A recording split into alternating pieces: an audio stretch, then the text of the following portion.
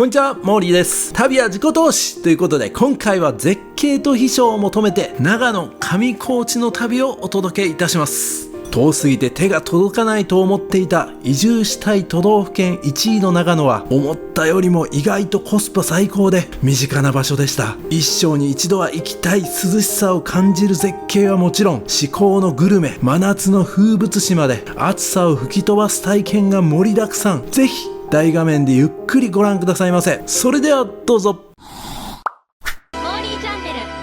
長野県は信州とも呼ばれ、周囲を8つの県に囲まれた日本で最も多くの県と隣接した海のない内陸県。面積は47都道府県の中で第4位と広いです。県庁所在地は長野市で、古くから善光寺の門前町として発展。長野県は全国一の健康寿命県であり、移住したい都道府県ランキングで14年連続1位になっています。人口は約200万人、山地の総面積が県の 84% も占める山岳県。長野県周りには標高 3000m クラスの高い山が連なっており、日本の屋根と呼ばれています。アクセスは決してよくありませんが、遠すぎることもなく、飛行機なら信州松本空港まで飛び、そこからバスで1時間半で長野市へ。北陸新幹線を使えば東京から約1時間40分で行くことができます。はい、こんにちは、モーリーです。こんにちはと言ってもおはようございますということで、朝の今4時40分ぐらいになっております。今日はね、長野の旅をしたいと思っておりまして、マイカーを使った長野の旅を2泊3日でお届けしたいと思いますので、ぜひ楽しみにしていてください。さあ、ソーツカツ丼のね、美味しい店に行こうと思います。本日休業、臨時休業の知らす。8月17日すぐ都合年休業いたしますということで、なんということでしょ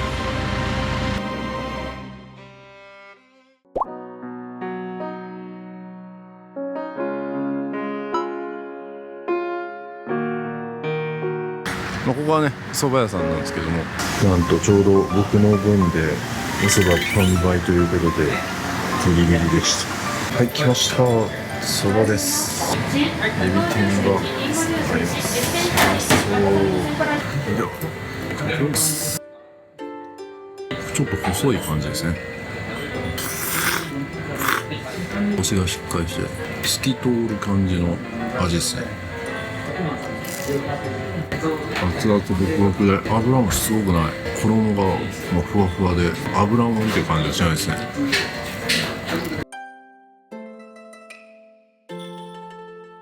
日本最古の諏訪大社の一つがこちらにあります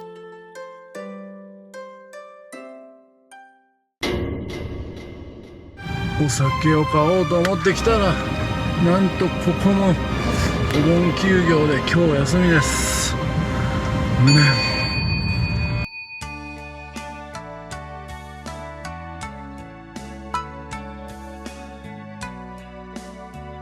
はい、そば食べてね、ちょっと体も冷えたんで温泉入りたいなと思ってやってまいりました。この菅野温泉ですかね、観音温泉ですかね、どっちかわからないですけど、なかなかいい感じの。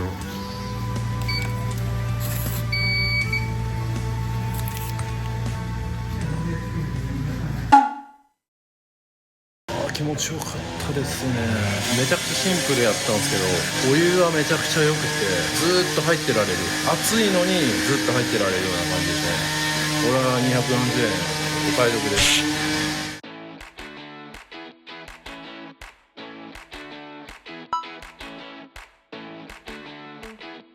はい、今日のね宿はですね、僕としては珍しいんですけども、この増屋ゲストハウスというところに今日は泊まりたいと思います。ここはね、実は長野県の中でも6大ゲストハウスと言われるところで、ゲストハウスの中でもかなり満足度が高いということで、本当はね詳細を撮影したいんですけども、やっぱり中の宿泊者の方たちにゆっくり過ごしてほしいということで、ちょっと撮影は遠慮しておこうかなというふうに思っております。昔の旅館をねこれ改装して作ってるんで、非常に雰囲気は昭和というか、もうどちらかというともう明治とか大正みたいな印象ですごく良かったですね。で今回の旅は長野のいいところもね撮影したいと思うんですけども、やっぱり食の方をねモーリーチャンネルらしく重視したいなと思っておりまして、今からもう早速クラフトビールを飲みに行って、その後に居酒屋行きまして、花火大会をね毎日やってるとのことで、その花火大会も見に行きまして、それでまた帰ってきてまた飲むと、でそれ飲み終わったらまたこう宿で飲むみたいなね、もう飲んだくれの旅にしたいなと思います。駄菓子とビールとコーヒーのお店ということで、組み合わせ面白いですね。行ってみたいと思います。ここですね。駄菓子とビールとコーヒーのお店、チートコ商店ですね。クラフトビールいただきます。いやーもうね一杯やってきました。ちょっとね撮影がどうしてもやっぱできないお店だったんで、ちょっと詳細はねお見せできることはできなかったんですけど、もうすでに一杯やりましたということだけお伝えしておきます。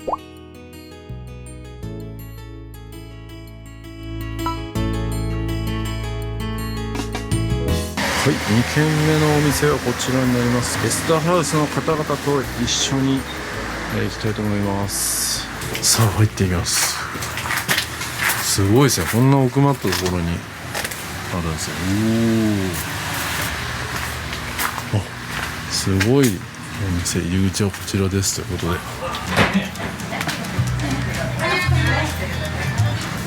リーズナブルですね。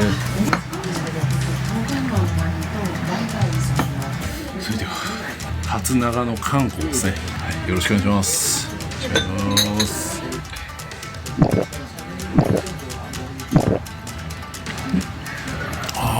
すごい、これは濃厚ですね。味わい深いな。これだとみこ釣りの方ですね。わさびの白醤油漬けです。わ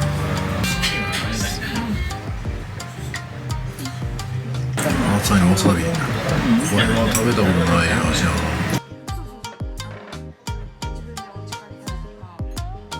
めっちゃ辛口ですね。キレがありますね。トマト肉巻ききました。これはうまいですね。3杯目、水路の純米大吟醸。うまい。きました、山賊焼き。ワイルドな味ですね。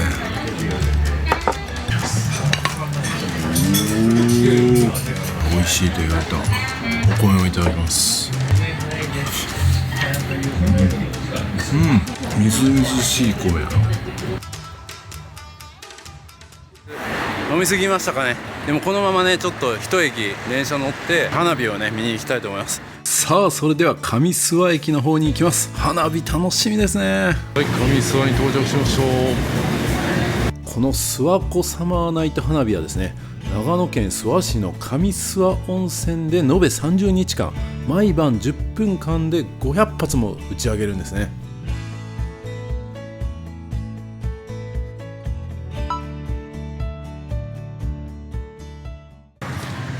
花火が上がってきましたよ。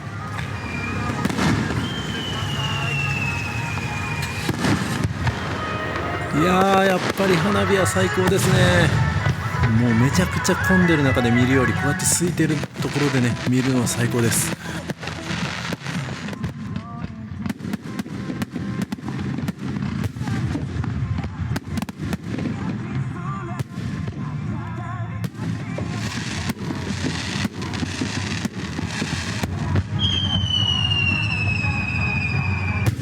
ブラボー。ちょっと古い。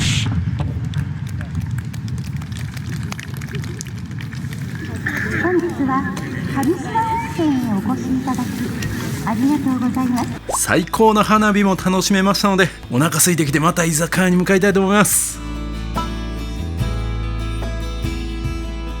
居酒屋ゆきというところに3軒目として行きたいと思います。飲み直しです。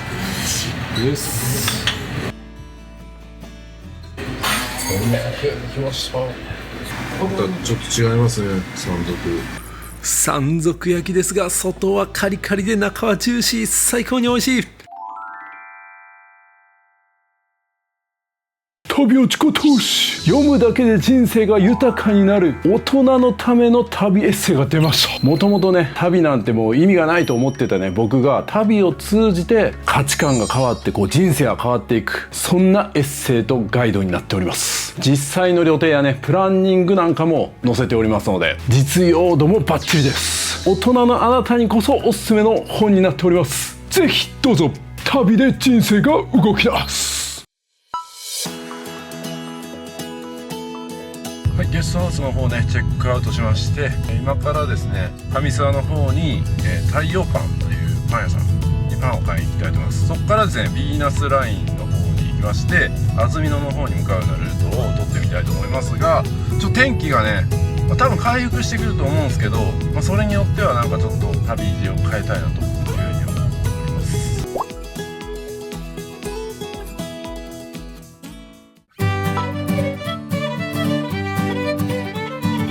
はい、それではねやってまいりました、太陽パンですね。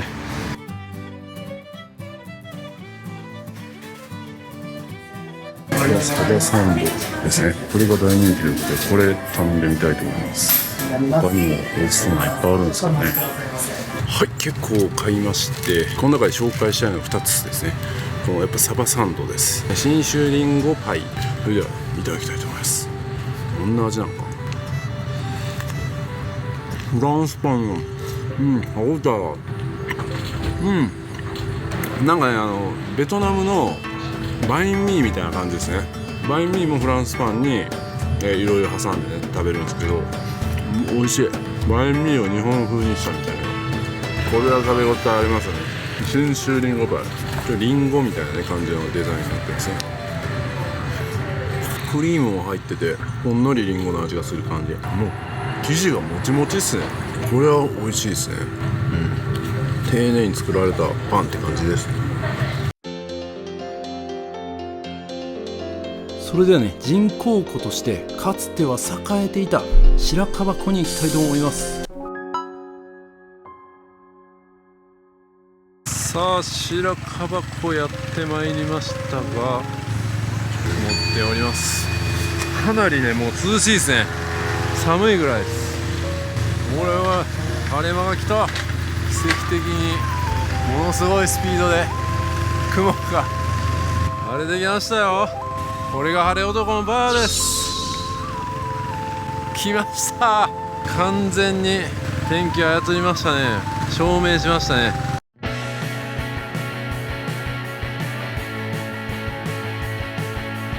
絶景ポイントにまたやってまいりました。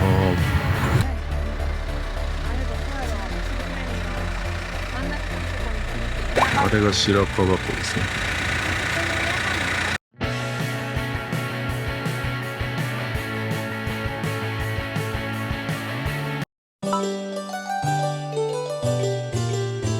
今やってきたのはですね、霧ヶ峰の富士見台というところですね。絶景スポットになっております。八ヶ岳連峰ですね。あと南アルプスで富士山がちょうどあそこに見えるんですね。おそらく富士山がちょうど雲で隠れているこのスイスでもこういうとこ降りましたね。美しいですね。すすきが美しい。八ヶ岳はですね、諏訪湖の東の方にありまして、長野県から山梨県へと南北に連なる火山で日本百名山の一つなんですね。八ヶ岳はね、特定の峰をね指して呼ぶ名前ではなくて、山梨長野両県に渡る山々の総称と。霧ヶ峰は長野県中部の茅野市、諏訪市、諏訪郡下諏訪町にまたがる火山ということでね、これも霧ヶ峰っていう山があるわけではなく、その一群を指すということですね。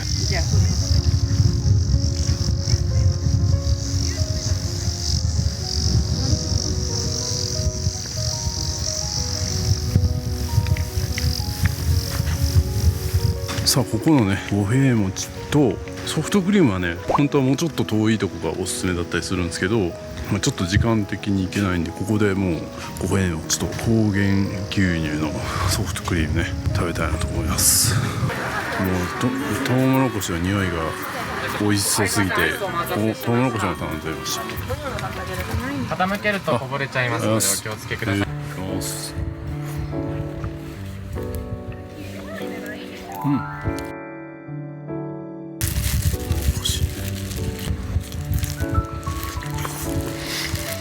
いし柔らかい。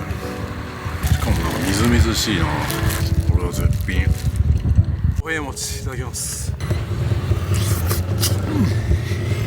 うまっ。餅やけどそんななんか喉に詰まるような感じじゃないですね。このちょっと焦げた感じもうまい。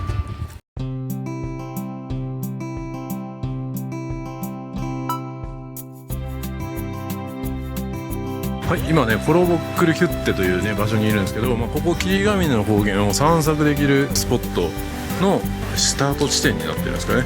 80分で回ったりとかねできるんですよ。でこちら側に行くと車山湿原っていうのがありますね。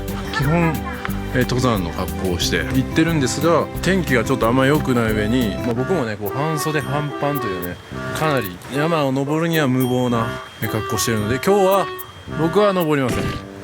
霧ヶ峰湿原植物、いろんな植物がねあるみたいですね。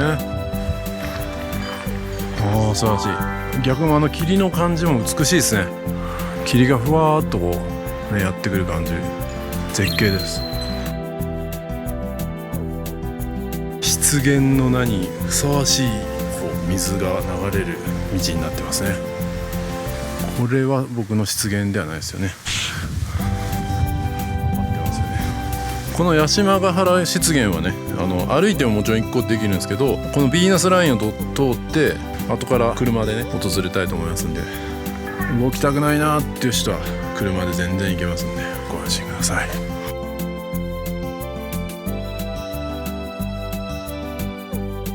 いやこのドライブをね楽しむためだけに長野に来てもいい、それぐらいの気持ちよさです。それでは次は八島ヶ原湿原になります。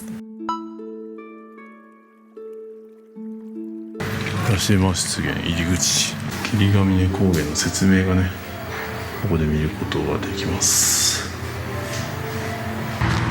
さあ入っていきましょう。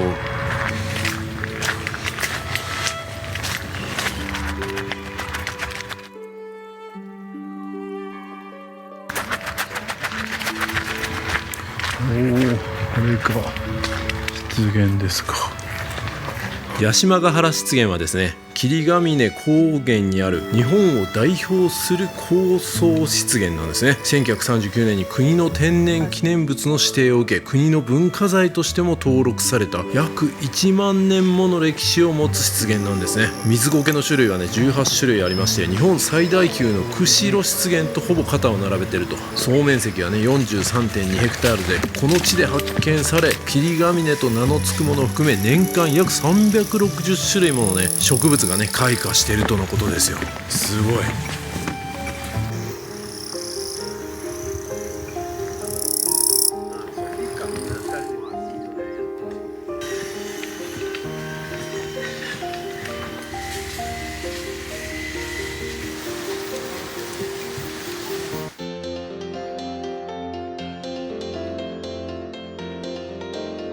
三条牧場というね、近くにですねめっちゃいい感じで音がしてたので立ち寄ってみました。全然スポットでも何でもない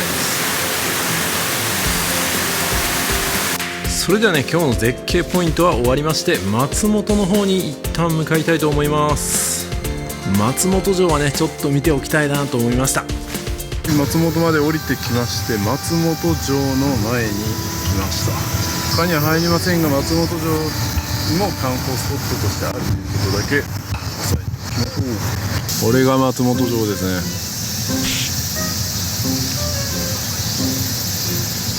ね。実際はこんな感じですよ。すごいですね。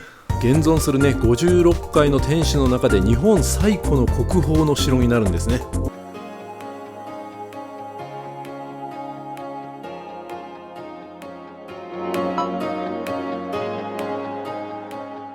終了5分前に大王わさび農場をやってまいりまして、もうホタルの光が鳴ってますが、アイス食べたいと思います。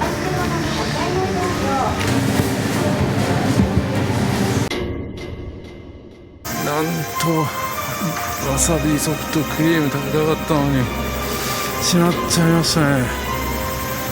早すぎるやろ。まだ5分前やのに。無念です。わさびコロッケとかも終わってる。はい、もう5分前にね、ちゃんと5分前行動ということで閉店5分前に来たんですが、わさびソフトクリームねもう閉まってました。ということでもうちょっとこのわさび揚げ買いました。いやもう僕は本当にねわさび大好きなんですよ。寿司大好きなのもしかしたらわさびが好きだから寿司が好きなのかもしれません。甘辛でしかももうちょっとこうツンとくるとこれはもうお酒にも合うし、普通にこれだけ食べてもめちゃくちゃうまい。で他にもねわさびマヨネーズとかもうわさびのものがいっぱいあったんで結構僕お土産に買いました。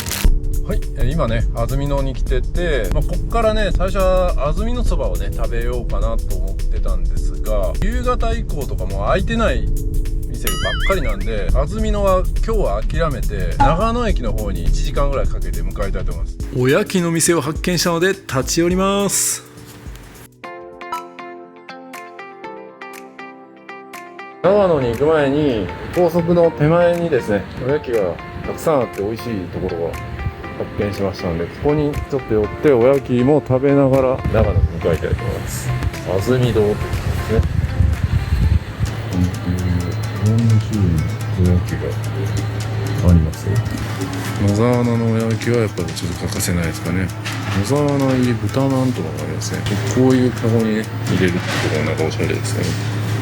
それではねおやき試していきたいと思うんですけど、3つ買ったんでね、このそば薄皮のおやき野沢菜ですね。これ大本命です。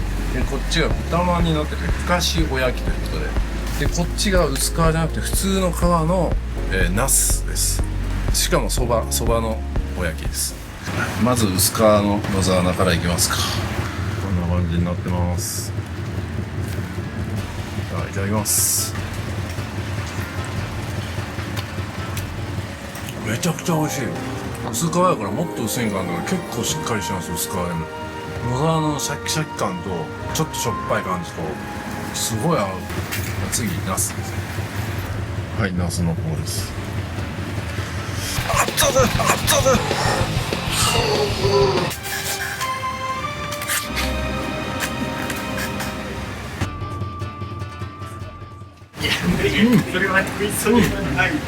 味噌の味美味しいし、やっぱ皮もね分厚いのは分厚いんで、これはこれで食べ応えあって美味しいですね。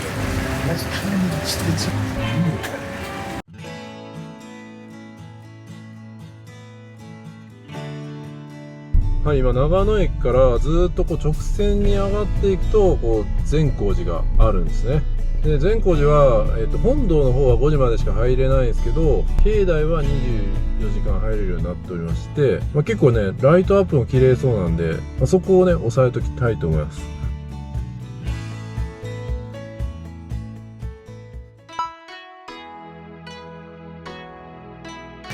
こんな時間に善光寺行くのは僕ぐらいなのかな。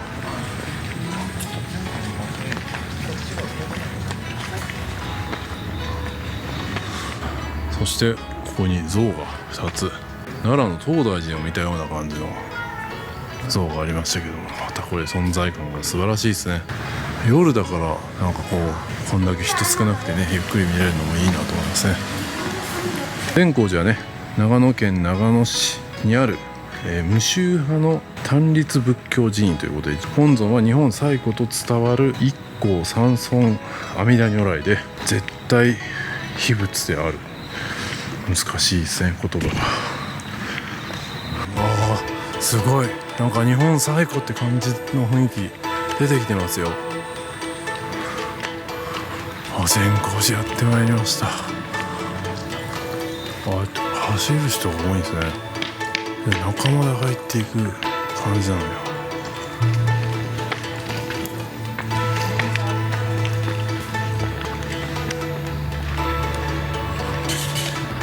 いやちょっとなんか軽く撮影するつもりだけで来たんですけど、やっぱり長野が誇る善光寺ということで見応えありますね。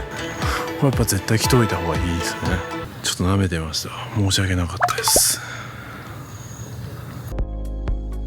こちらで買い出しをして戸隠まで行きたいと思います。はい、こちら潤い館やってまいりました。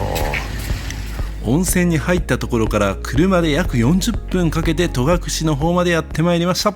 暗なところで車中泊で、星が綺麗なんですけど全く多分見えないですよね。はい、スーパーで買い込んできて車中泊スポットで車中泊をしようとしております。この信州のワインとかね、飲むヨーグルトとか、はい、この札幌ビールなんですけど信州ラベル、星空撮影もなんかしたいと思います。いただきますよ。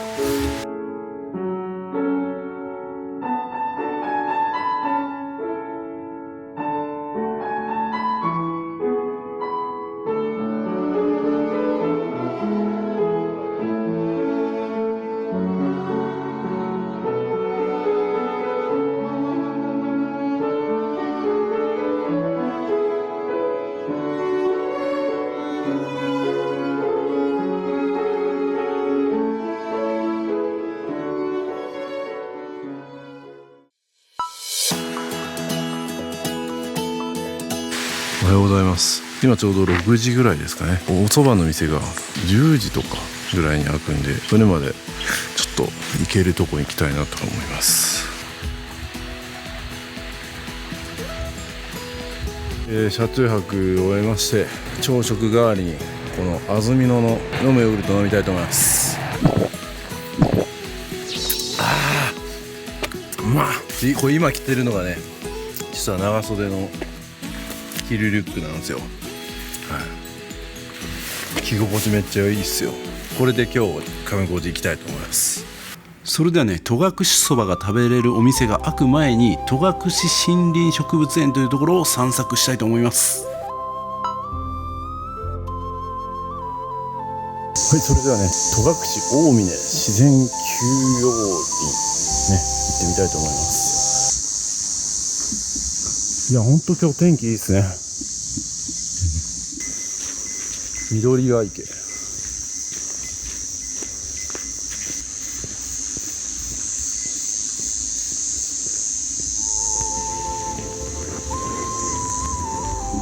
っちですね、奥社方面。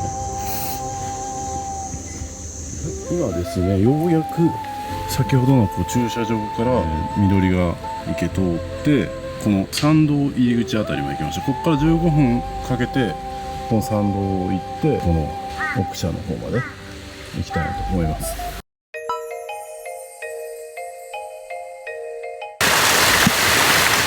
でこちら側に入り口、鳥居がありますね。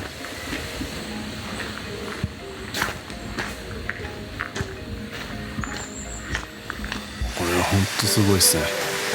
半端ない。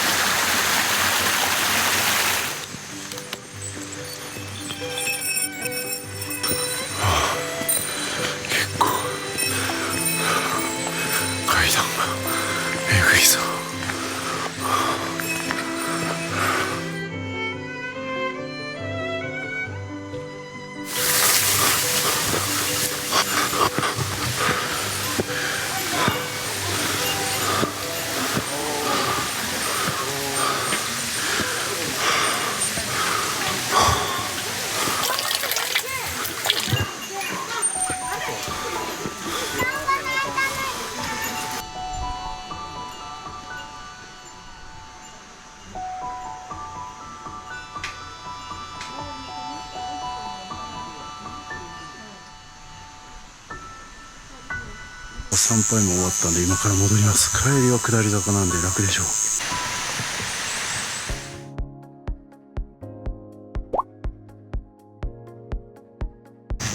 はい、うずら屋というね、戸隠そばでね優秀な評価のお店に行きたいと思います。で戸隠そばっていうのはなんか日本三大そばと言われてて、戸隠そば、出雲そば、そしてわんこそばですね。岩手でわんこそば食べましたけど、三大そばと言われてるみたいですね。20分ぐらいしかオープンが経ってないですけど、結構もうすでに並んでますね。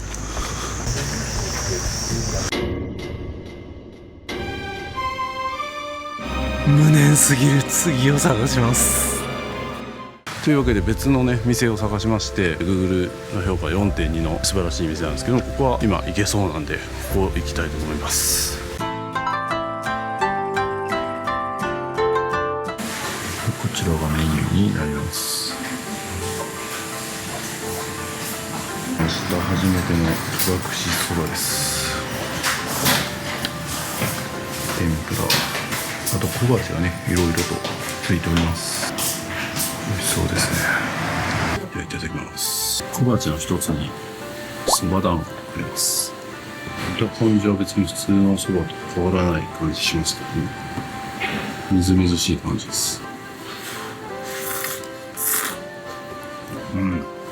透き通った味がする。天ぷらもうまい。サクサクです。そば団子食べてみよう。スイーツ感覚で食べられる感じ。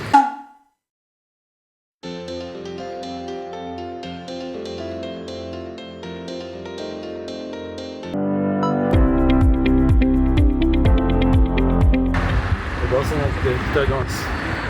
このバスの券売機で、往復のチケットを買いました。往復で2400円ですね。今大正池で降りてきました。普通はね上高地で降りる人もいると思うんですけど、全部のその観光スポットを見る場合は大正駅から降りて上高地まで行って、その上高地からバスに乗るっていうのが結構おすすめみたいです。パンフレットを100円で買いました。こんな感じのパンフレットになってますね。ちょうど今ね3時ぐらいで、こんな時間からスタートする人って少ないと思うんですけど、この時間から行っても最終のバスにはギリギリ間に合う感じなんで、上高地観光をスタートしたいと思います。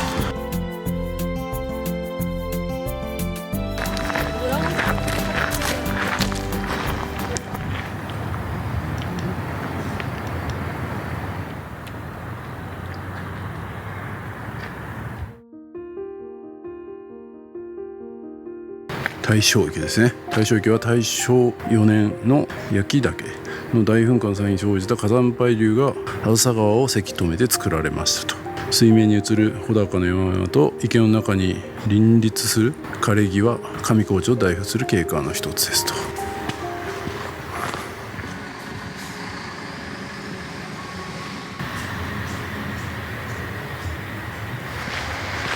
っぱ橋の方が、左になります。あれが焼岳ですね。枯れ木があります。美しいですね。これもこの木も枯れてるのに美しいというね。素晴らしいですね。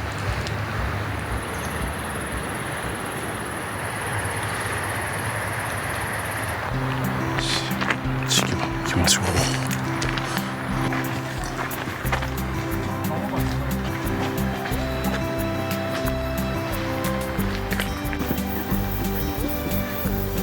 穂高連峰ということで、この前にあるね山々の説明を書いております。こ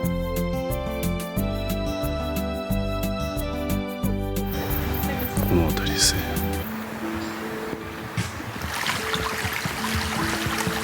さすが川沿い、音が聞こえてきますね。ああ、めちゃくちゃ綺麗。絶景です。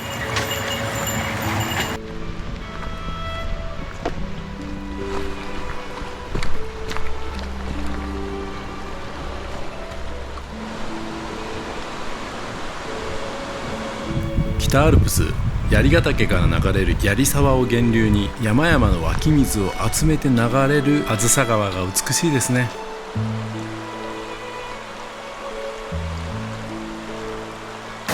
もう湧き出る感じが。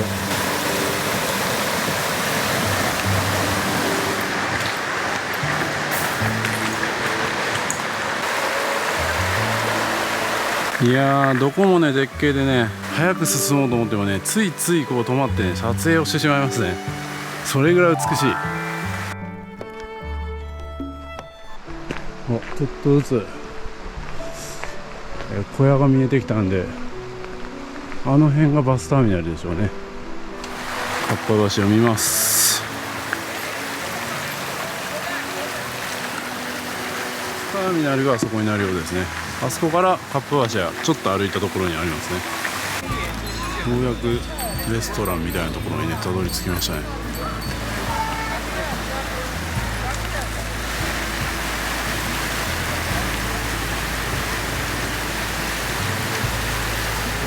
レストランとかガイドがここにある。ここもホテルか。ホテルなんですね。次は自然鑑賞エリアということでね、歩きやすい靴やその他装備は必要ですということです。今日は僕はここまでにしときましょうかね。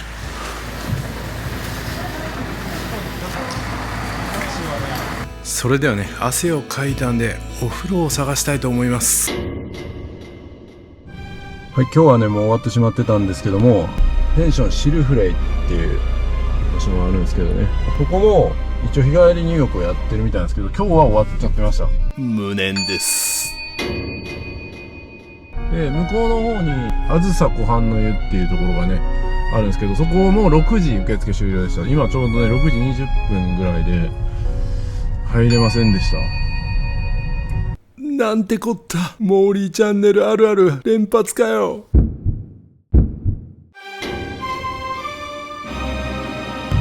私ですね、帰りのバスの中でね、多分カメラのマイクを押してしまったんですよね。